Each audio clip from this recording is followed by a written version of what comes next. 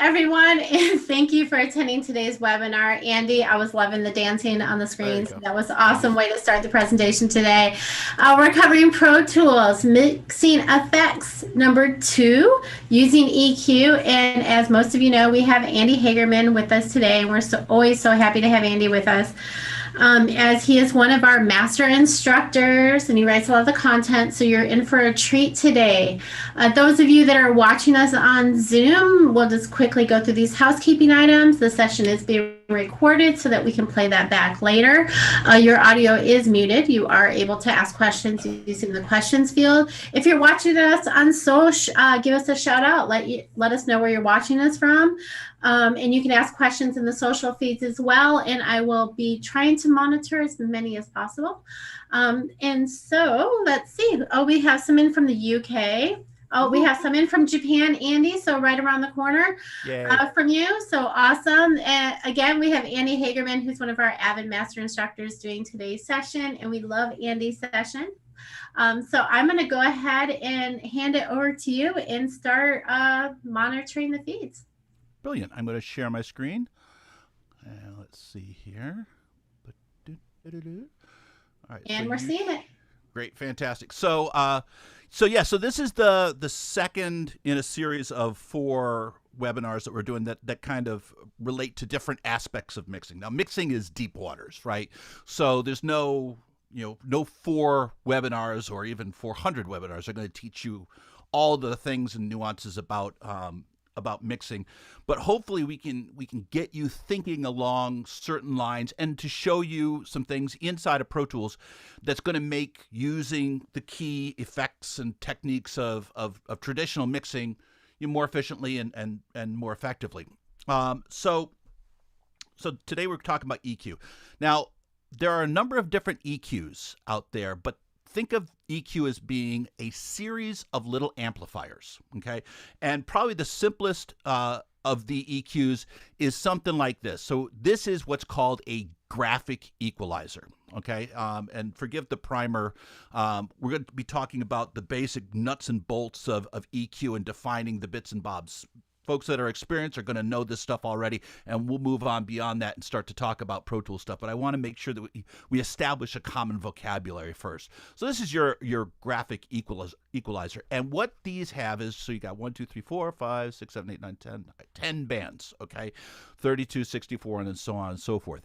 These are what are called fixed bands. And so if I was to move this 32 up and down, it would move 32 hertz up and down in amplitude. So if you want to, you can think of all of these little buttons here as being specific, small, targeted amplifiers.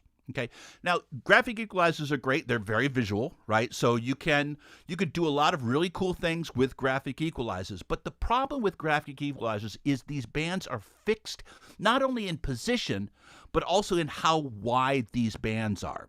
So there's another kind of EQ that I think it's safe to say that we use a bit more in production, and that is something like this. This is a parametric EQ, and it still has a number of bands, but these bands are variable, and we can do things with each of these bands that you couldn't do with a fixed band graphic EQ. And we're going to go through these real quickly. So if you take a look over here, this is the EQ7 band, and those 7 bands are right here. So you've got high pass filter, a low pass filter, these 2 up here, and then you've got low frequency, low mid frequencies, high mid frequencies, and high frequencies. So those are your 7 different bands. Each one of those bands can be turned on and off individually. So I've got 1, 2, 3, 4, 5 bands that are active now. The ones on the bottom, the high pass filter and the low pass filter, the in button is not on, so that band is turned off. That's one of the things that you can do with a parametric EQ that you can't do with a graphic equalizer. Now, the other thing you can do, and I'm just going to take a look at the mid frequency band for this example, is you can change where that band is frequency-wise within a certain range, right? So this is mid-frequencies, and you can see here as I change this frequency knob, this little yellow sphere moves along. So what I'm doing is I'm changing the center of that band, so you can move them, higher and lower in frequency. That's parameter number one. Everybody knows most frequency. That's an easy one. The next one is just as easy, and that's your gain. So once I move the frequency to where it is that I want to either boost or cut, then I can choose how much I'm going to boost and cut by adjusting the gain up and down. Then, and this is another one. Oops, let me go the other way. Whoops, going the wrong direction here. So take a look here, and you'll see here that there's kind of this little bell curve when I either gain or increase the gain or cut the gain. The width of that bell is a thing called Q. Now Q is the ratio of the band's width to the center of the frequency. So you can have a fairly high ratio, and that high ratio is going to give you a very narrow band. Okay, so in this particular case at the top, I'm boosting a very narrow frequency. Okay, so the center is right here, the yellow ball, and the width of that band, that boost, is very, very narrow because my Q is set that way. Now, I can also widen out the Q by moving the Q knob, in this case, counterclockwise, and what will happen is it will act a larger part of the sonic spectrum. Okay, so the Q is going to be a little bit wider, which is going to create a less, maybe less drastic, and certainly less surgical part of your sound. Okay, so again, we've got the frequency, which is the center of whatever it is you're going to change. Gain is how much you're going to change it. And then your Q is how wide is that change going to be applied. Okay? So that holds true for all of these different bands. So low mid, mid frequencies, and high mids. Now with the low frequencies and high frequencies, you have two options. You can either have it with a notch filter here, or you can have it be a shelf. So with the low and highs, you've got this cool little thing. So the bottom image here is with a notch, which is going to act just like any of the other bands. So I could cut or boost a specific range, and that's affected by the Q. Or I could set a shelf. Now here's where I think a detail that sometimes people miss, and we're going to go into this real quick. The shelf will take frequencies below the center and keep them low. So in other words, the Q doesn't operate in the same way. Okay, not the same way as it does if it was a notch. Now, I'm going to give you a warning. A lot of what I'm going to talk about is going to be subjective, because that's what it is. So as I say this out to the great wide internet, half of you will agree with me, half of you won't, and that's completely fine. Everybody's right. I'm just giving you kind of my view of how to use some of these things. And the low frequency is one of those places where it's worth giving it a quick talk. You'll see over here that with some, but not all EQs, when you increase the Q of a shelf, what you get is this interesting little compensating bump. So it cuts here, but it also bumps over here. Now, not all EQs act this way. This is called a resonant shelf. And what it allows you to do is it allows you to cut frequencies, pretty drastically, but it also, right by the point where the center of the band is, it's going to boost it. And I'm going to show you kind of an example that I think is traditional. It certainly is traditional for this type of stuff that I do. I use this a lot on bass, so that it cuts the frequencies that the kick drum's going to use, but it doesn't reduce the impact and the punch and the energy of the bass. So I'm going to go here into Pro Tools. Now, I've got a bass. I've got two EQs here. Okay, we're going to do an A-B comparison of these two guys. I've got the channel strip plugin, which is fantastic. And we've got the 7-band EQ, which is also fantastic, which you saw before.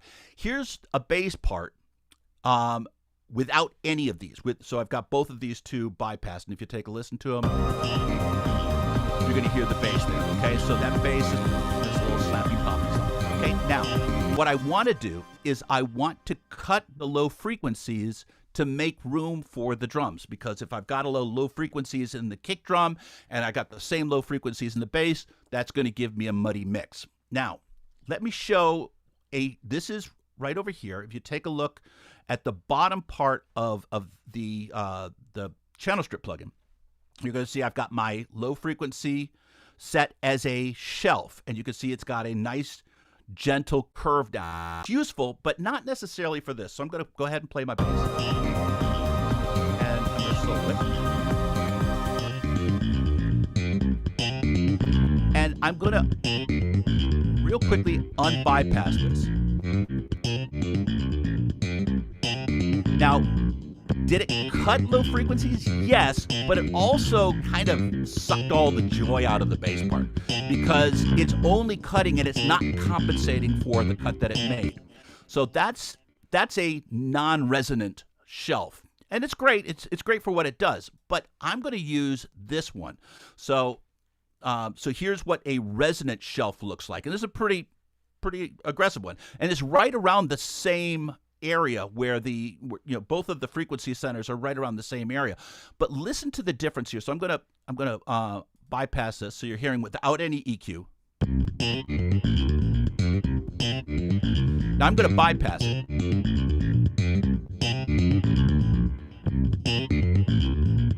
And I'm gonna bypass it again.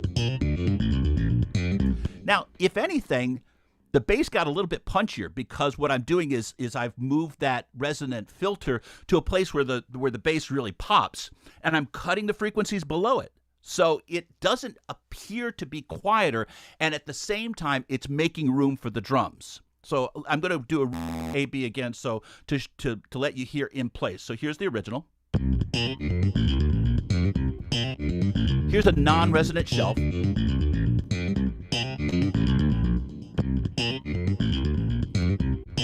Here's a resonant shelf. So hopefully, even with the terrible audio that Zoom gives us sometimes, hopefully you can hear the difference and experiment on your own to see when to use these resonant low frequencies and high frequency shelves, and when not to. I don't find myself typically using a resonant filter for high frequencies. I generally like it to be a little bit more gradual. So if I'm going to use a high shelf, it's going to be something like this. So I'm going to keep the Q nice and wide. So something that is nice and gradual. Can you have a resonant high filter? Yeah, you sure can. And like I said, with mixing, there's no real wrong way to do anything. It's just important for you guys to understand the difference between these different creative tools. So sometimes you're going to want to use this resonant shelf. Sometimes you're not going to want to. Okay. All right. Going back to here. Great. Fantastic. In addition to shelves, you've got filters. Now, filters are worth their weight in gold. And again, I'm going to go subjective. What a lot of mixers do is they will tend to, yes, I'm in Japan. We have bonsai trees where you trim it away and you cut everything else that isn't important to the tree. That's kind of how I deal with filters. I use my filters to cut away all of the frequencies that aren't intrinsic to that sound, especially low frequencies. And very often I'll go through all of my tracks, or nearly all of my tracks, and any low frequencies that aren't important to that audio, I'll cut them, because low frequencies to my ear tend to accumulate. So putting on a high pass filter, which will let high frequencies pass, is something that I'm going to do quite a bit. And now this is simply a filter, so this does not have any kind of resonant peak. It's just a hard cut, and it's going to again cut all the frequencies underneath here. You can also, with the same controls in the EQ7, you can also have a notch. So here's your high pass and your low pass notches. So here's what it looks like with a high pass filter with the filter, and here's what you would use here with a notch. And notch is specifically to take a problem frequency out. Okay, so if you've got like some hum in the line, or if there's some specific problem that you need to just get rid of, this is your blowtorch, and you just get rid of that thing. Do I use these? Thankfully, I don't have to all that often, but if I've got a 60 cycle hum or a 50 cycle hum in the line, this is going to be that I can get rid of it. Okay. And let me real quickly show you how the filters look in different places. There's two different ways to work, and I'm giving you all sorts of subjective stuff. I've got here, I'm going to turn on my low filter, and you can see here as my filter goes on, I'm going to take that low frequency shelf off, and you can see here that I've got my frequency, and I can change the slope, which is kind of like a Q. It's not exactly the same, but it's kind of like a Q. And one thing that sometimes I like it and sometimes I don't about the EQ7 is that if I have, for example, a low shelf, it'll show me kind of a total curve of what that shelf and what that filter is doing together. Sometimes I like it, sometimes I don't. Another way that I could work is with the channel strip, and the channel strip gives you a different way of working. So you've got your high pass filter over here, you've got a low pass filter over here. I'll be honest with you, my ear absolutely adores these filters. It's very easy to work with, and one of the things I typically will like more about the channel strip is that you can see here that I can change my filter without visually disturbing the curve of my other bands. And again, it's a matter of complete personal preference. In the internet, half these people are going to go one way, half the people are going to go another. But this is two different ways to approach filtering and how it looks and how it feels to you as a musician and as an artist. Now, another thing that is completely subjective, but it is a great topic that people get into all kinds of intellectual discussions on, is do you EQ before your compressor or do you put it after your compressor? And there's a case to be made for both, but you have to understand from a signal flow perspective what the difference is. Now, when you have an EQ before the compressor, you are basically shaping the sound, and then you are applying a dynamic effects. Now, when you apply that dynamic effects, compressors will tend to color, especially if you aggressively compress, will tend to color a sound. So if you EQ something and it sounds perfect, and you put a compressor on after that, expect for the timbre to change, and you're going to have to make some other little tweaks in order to get back to your perfect sound. So the changes made to the EQ will sometimes not be heard as expected when you put the EQ or the compressor on afterwards, because the compressor is coloring the sound the way the compressor is supposed to do. And also, if you're, we said that an EQ is a series of amplifiers.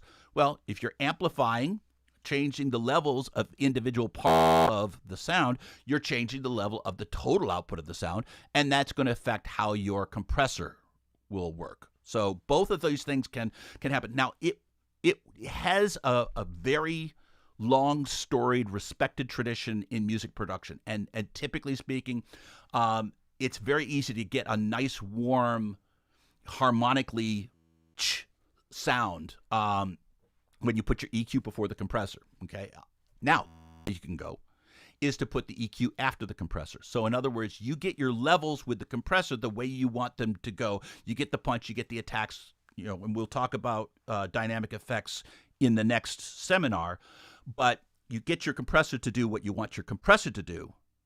You get the levels the way you want them, and then you put the EQ afterwards.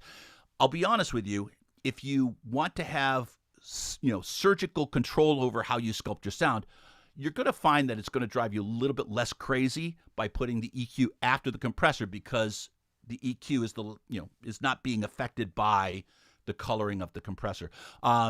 I tend to use this a little bit more when we're dealing with post-production or in anything that I want to be more transparent, more intelligible dialogue, vocals.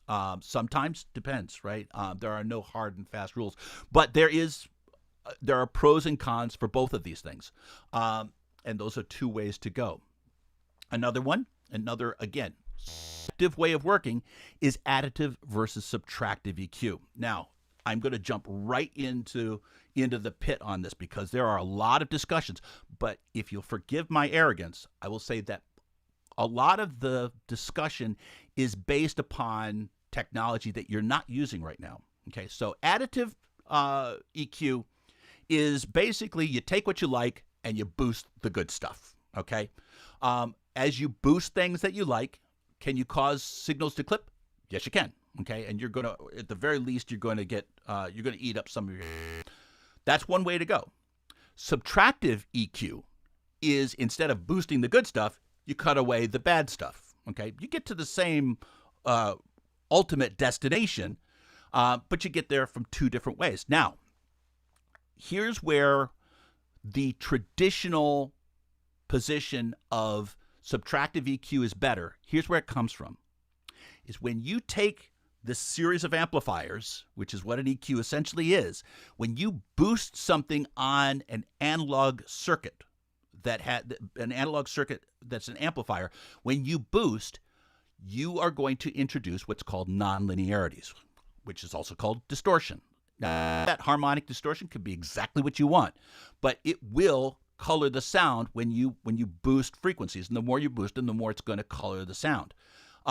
That's why people will, instead of boosting what they like, which will color the sound, they cut what they don't like, which is not going to color the sound beyond the changes that they're making with the EQ.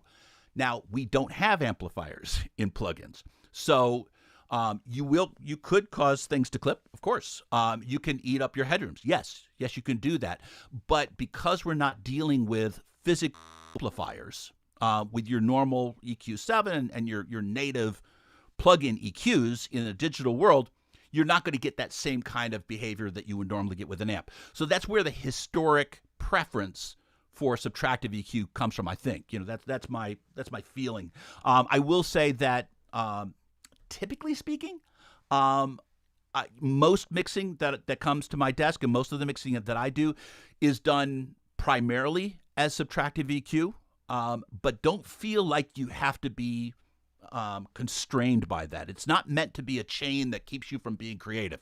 But subtractive EQ is arguably more traditional, and it's arguably safer when it comes to your levels and clipping.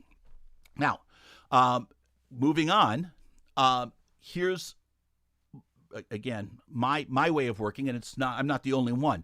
What I do, and I mentioned this before, is I use low or high pass filters to clean up individual tracks, especially the low frequencies, because they tend to accumulate. I do that before my compressors. Okay, so I cut everything that isn't important before I add a compressor. Now, that will give me the signal in its most essential form, and that's also going to give me a signal that I reliably apply to the compressor. Then what I do is, after that, I put another EQ, and I can either do more subtractive EQ, or if I want to, I can boost. And the cool thing about doing additive EQ, if I have to, after the compressor, is the compressor's also already done his work. It's not going to work against me in that case.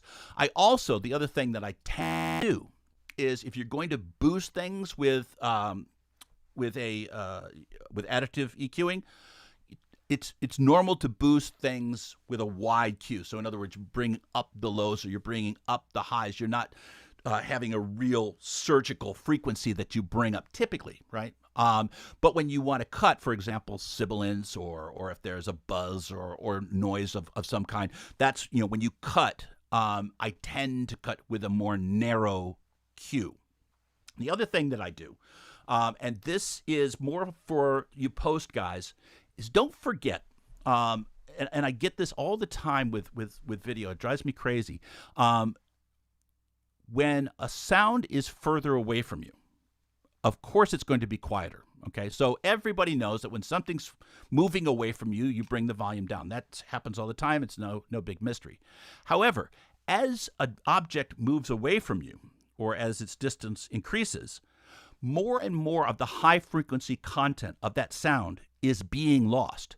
So putting a low pass filter and adjusting it along with volume is going to give you a more realistic sense of distance. So I will reduce the volume. I will also cut the high frequencies appropriately, not too much, but a little bit goes a long way to kind of give you that visceral sense of distance.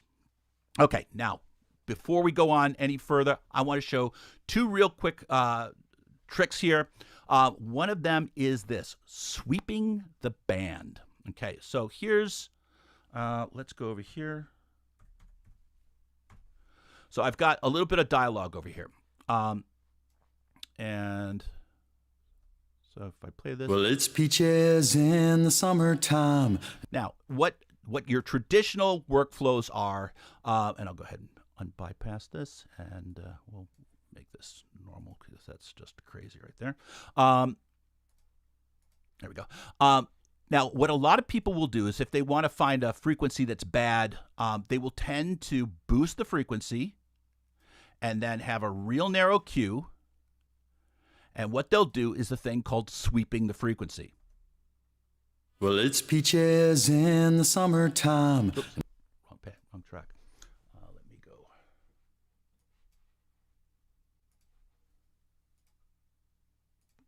There we go. That's a different EQ. Let's try that one more time. So take this, and there we go. Okay, great. So sweeping the frequency over here. Well, it's peaches in the summertime and apples in the fall. And what I'm looking for is whatever frequency is either pleasing me or bothering me. This is a sweeping the frequency, and people will just go, well, it's peaches in the summertime and apples in the fall. Searching and searching. Now, there are a boatload of problems with this. First of all, when you're boosting frequencies like this, is it possible that you're going to clip? Yes, which is going to make it sound different. The second thing is, as you are slowly moving this frequency around, your mind is getting accustomed to a bad sound. And any mixer will tell you that sweeping a frequency for too long will make you ear blind, right? And you forget what your original concept of the sound was. Here's a different way to do it. And it's called soloing the band, okay? And this is built into both the channel strip and the 7-band EQ. I'll show it in 7-band EQ first. So I'm going to play. Well, it's peaches and I'm going to hold down in the shift and control and apples key. In the fall. And then I'm going to move this frequency. Now, what it did is it muted everything that isn't inside this area.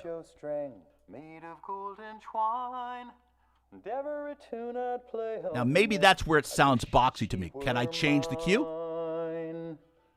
Shady Grove, my little love. And maybe that's where it sounds boxy. Great. That's what I want to cut. Shady Grove, my little love, I'm going to... It is, first of all, you'll never clip because you're soloing the band, unless you were clipping before. And it's also cognitively a lot easier to deal with a soloed band than a boosted band in the context of everything else. You can also do this in the channel strip. And it's a little bit different. I wish I could zoom in on it. Can't, but here's the little yellow dot right here, okay? Now, if I click the, it's this one. If I click the little speed icon right next to where I turn the band on and off, you'll see here, this will solo the band in exactly the same way, okay? The other way you could do it is hold down Shift and Control, and this is on Mac, so it's going to be Shift and Start on a Windows machine, and it'll do the same thing. So soloing the band, worth its weight in gold. Dawn, do I have 5 more minutes? Yes, you do. Outstanding. The other thing that I've got here, notice that I've got 2 different EQs. And let's say I've got on the 7-band, I'm doing this. And on the, let's say I'm just doing something different on the channel strip. Now, I would love to be able to see a aggregate result of both of these EQs together. And I could see that in the mix window. You could see over here that, and I'm going to open up both the EQs. If I go to my mix windows display and I choose EQ curve, you're going to see this little guy over here. And note, if I change, for example, if I put on a low pass filter, you'll see that it shows the total EQ of both of my EQs together. Okay. And if I had 3 or 4, it would do the same thing. It's a fantastic feature. I'm not one of those that likes to mix with my eyes, but this is really, really helpful to let me know, what roles each one of my component EQs is playing. That's thing 2. Thing 3, I'm going to give you the last one. It's going to be super, super. I'm going to go back to my basic mix. Come on.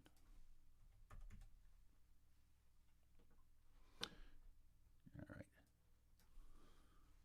So I've got this song here, and I've got let's see, go ahead and play. Okay, so it's a song. It's got lows, it's got highs, and the whole 9 yards.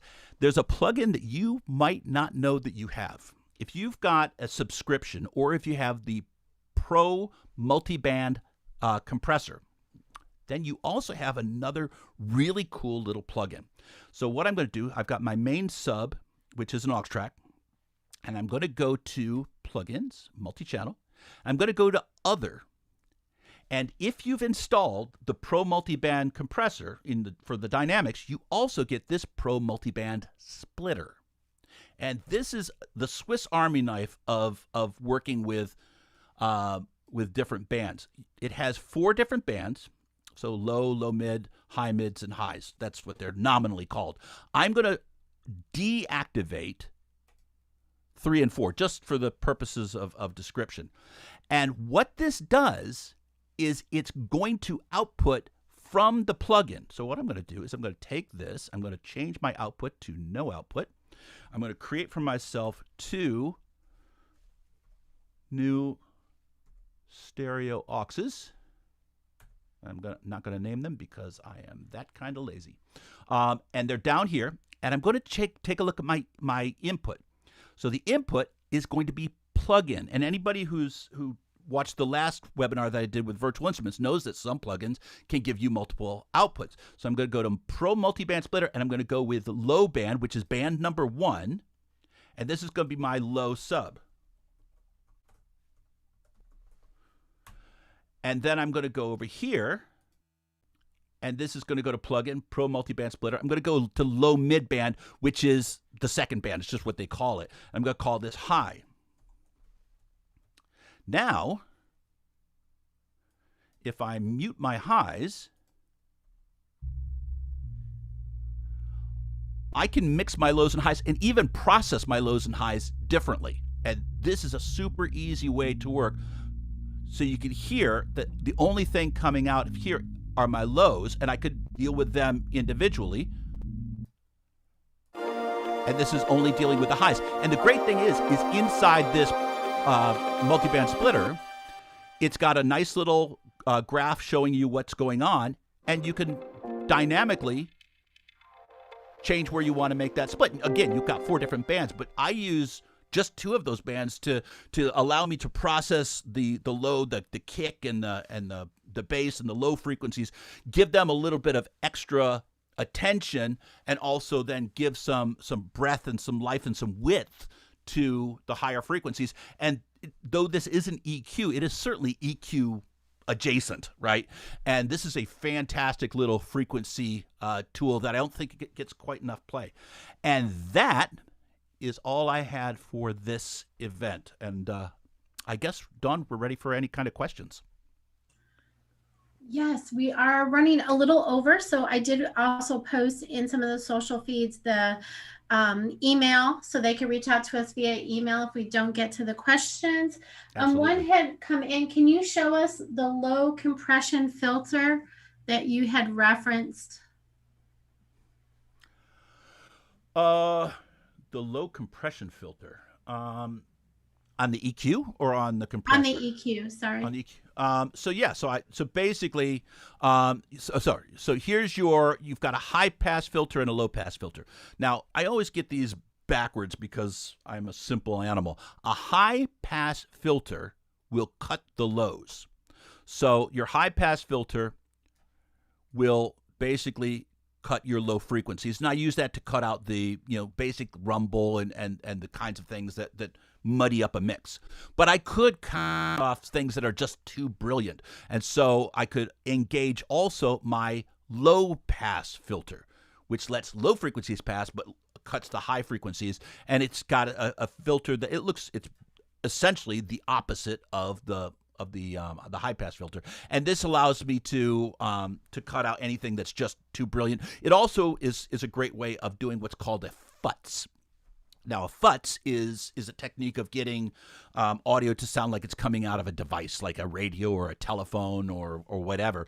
And radios, telephones have limited bandwidths, and using these low pass and high pass filters together is a great way to futz. And to get a specific timbre to emulate a playback device. I think that's what that person was asking. I hope it was.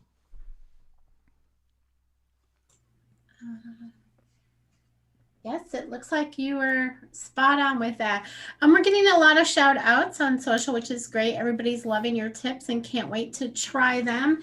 And like I said, I know we're short on time, so let me go ahead and take the screen back so we can show everyone. No, give me 4 more hours. I know, but we need to show them your upcoming sessions, right? So let me go ahead and share that as well. Let me get this up here. So sorry, I'm taking it back from Andy. No. So for the next 2 weeks, we do have Media Composer coming up, and those are with Marianne. And she's also one of our Avid Master Instructors, so she'll be covering some Media Composer items.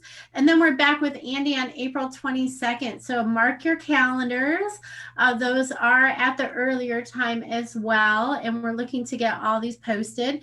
If you do have a question for Andy, please drop us the line at liveonlinelearning@avid.com, and I will make sure to get those over to him so we can follow up with everyone. So Andy, lots of love being shown to you across the board on all the social feeds. So everybody was so excited for your session and looking forward to your next session.